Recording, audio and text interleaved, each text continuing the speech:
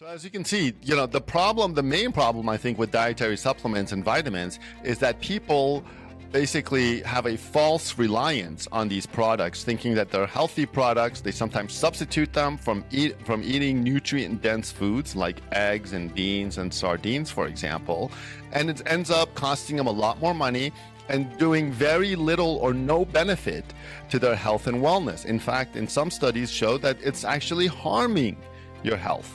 So, my advice to you is to stay away from anything that's in pill form, anything that's in powder form, whether it's creatine, whey protein, multivitamins, dietary supplements. These are all just industry manufactured poisons that are absolutely terrible for your health and terrible for your wallet.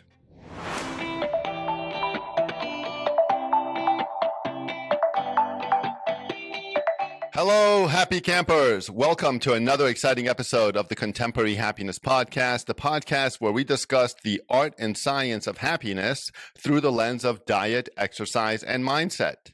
In today's episode, we're going to focus on diet, and more specifically, the creatine craze and other poisons that are being masked as health food and sold to you. So in this episode, we're going to specifically talk about a lot of the misinformation surrounding creatine and whey protein. Then we're going to talk about whether or not vitamins and dietary supplements are actually good for you or if they're actually harming your body. I'll also share with you some of the foods that I eat that I think are natural, whole, organic foods that are sourced from one of the most trusted sources in the world, the Bible. What inspired me to create this video was a tweet I saw recently from an account called Raising Healthy Families.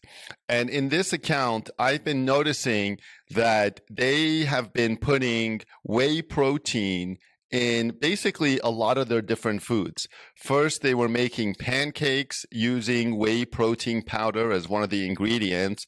And as you can see here, they're making ice cream, chocolate and vanilla ice cream, putting whey protein as one of the ingredients.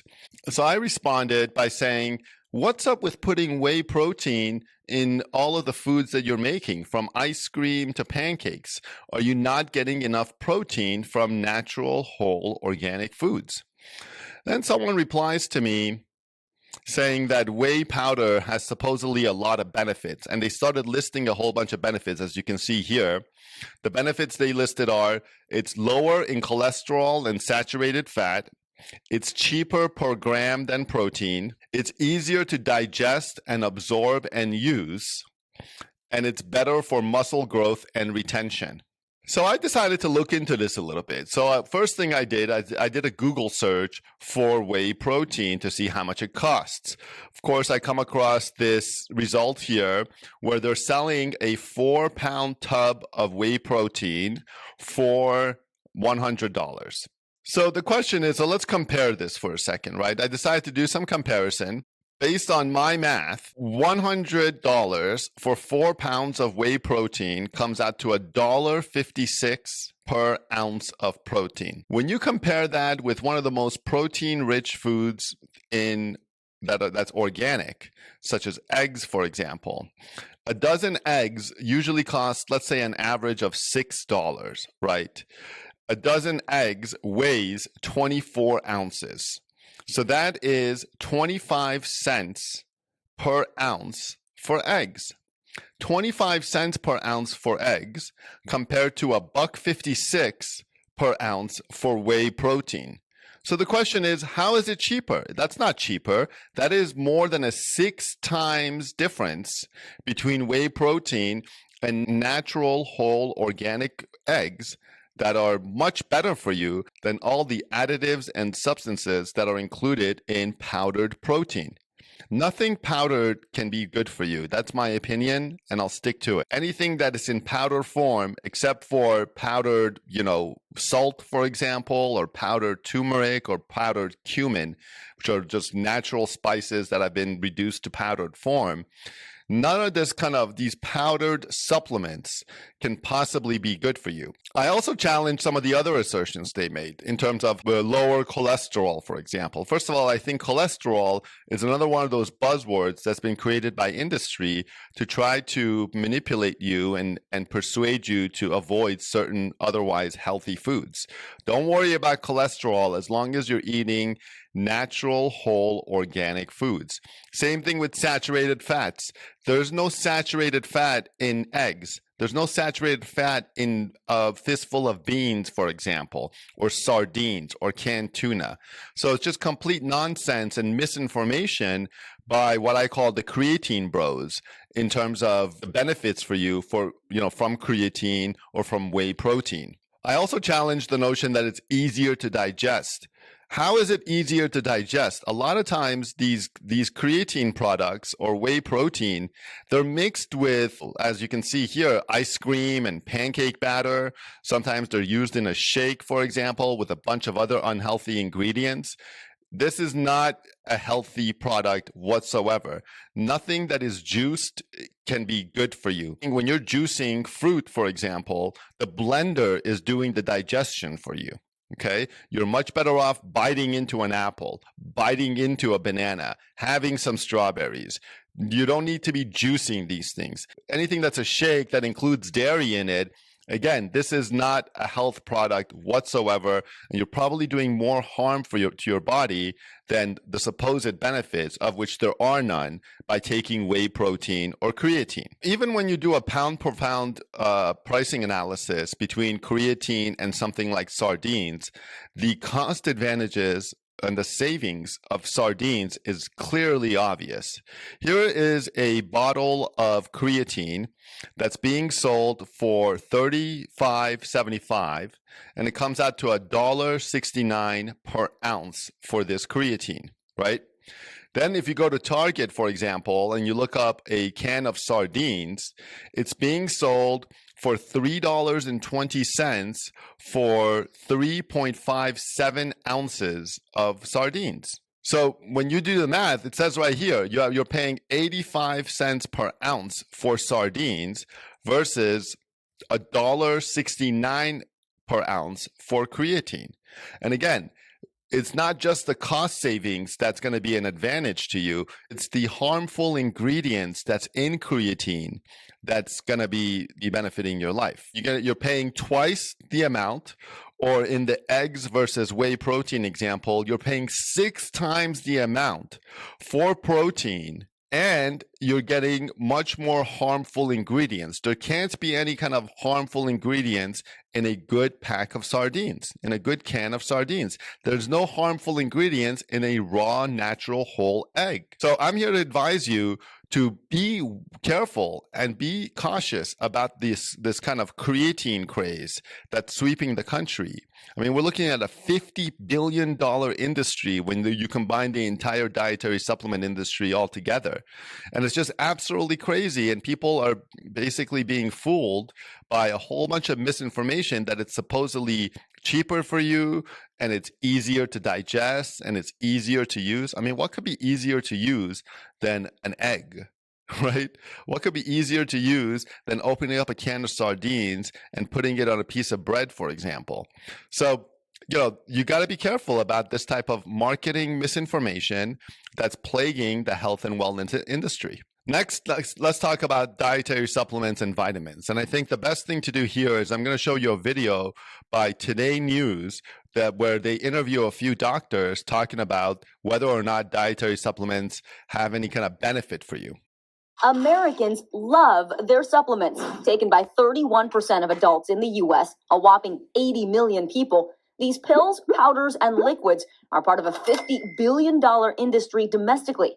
But are you getting your money's worth? The U.S. Preventive Services Task Force, which is a non-government independent panel of evidence-based medicine experts, reviewed 84 studies involving hundreds of thousands of people over 30 years. The task force concluded there was little or no benefit in using vitamin and mineral supplements to prevent cancer, cardiovascular disease, and death. You really don't need to take them. Dr. Peter Cohen studies the safety of supplements at Harvard Medical School. He believes they do have an important place in medicine, like for people with certain digestive diseases, following specific restrictive diets, or on medications that interfere with nutrient absorption. So as you can see, even this doctor right now, he's recommending that dietary supplements and multivitamins are only useful for very unique cases, right? When you have digestive diseases, if you're on a restrictive diet, for example, or if you're on some kind of medication that interferes with nutrient absorption. These are rare cases. This is what I call a clinical case, right? Your average person is not suffering from any of these kinds of ailments. And the marketing machine that's designed to make you think that dietary supplements or vitamins are going to give you some kind of super advantage in your health and wellness is a complete lie. But he says they're not for everyone. I'm a big fan of multivitamins, but it's when patients really need them. For most healthy people, there's just no reason to take these every day. Not everyone agrees with the task force's findings.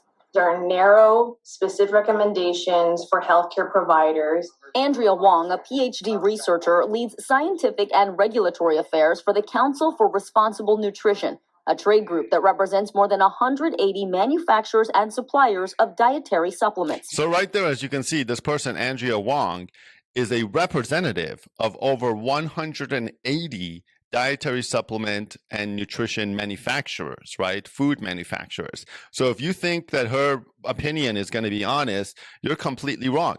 There's no way. She's completely biased. She's a representative of these manufacturers. So you got to be careful about these supposed doctors and the kind of opinions that they're providing you.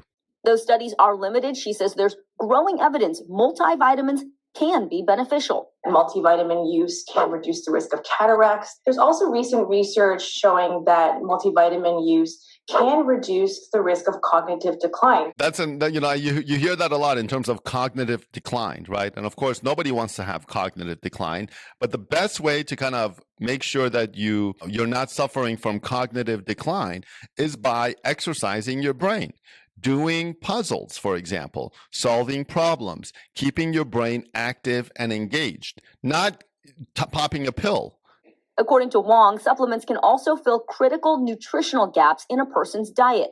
People can really benefit from getting their nutrients, and unfortunately, so many of us aren't getting enough. So what did she just say? She just said a whole bunch of nothing. She just said people can really benefit from getting their nutrients, and unfortunately, a lot of us are not getting our nutrients.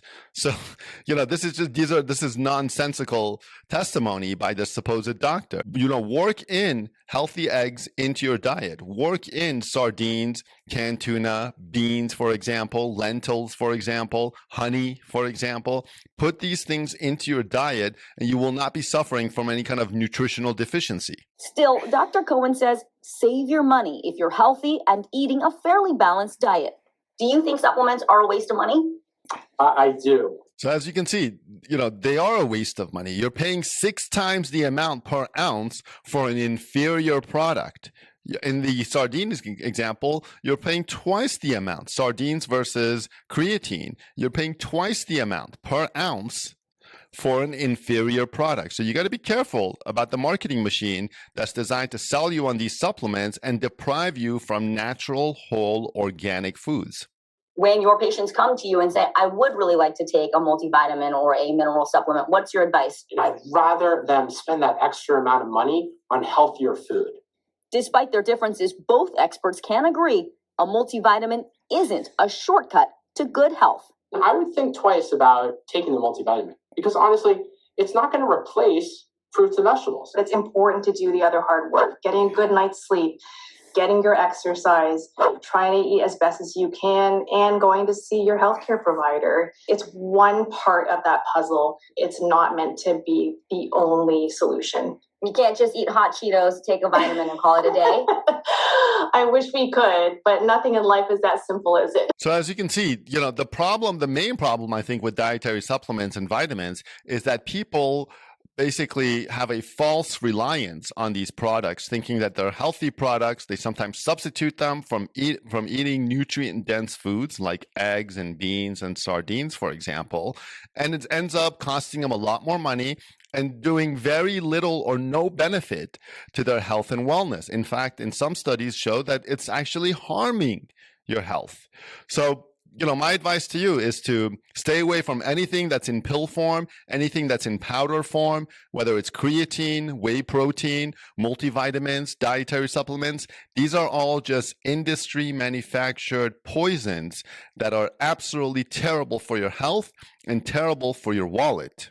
If you want to know more about what kind of healthy products you can eat, I highly recommend that to follow what I call the biblical diet. You can ask ChatGPT, for example, what are all the foods that are mentioned in the Bible? You can do a Google search for all the foods that are mentioned in the Bible. To me, those are healthy foods. Those are ancient foods that human beings have been consuming for thousands of years. Things like beans, lentils, herbs, meat, fish, bread. These things are mentioned in the Bible, and in my opinion, are much healthier for you than some of this poison that's being sold to the American public, masked as health and wellness products. So I hope you enjoyed this video. If you got any value from this video, make sure to like and subscribe to the Contemporary Happiness channel on YouTube. I'm your host, David Nima, and I'll see you all in the next video.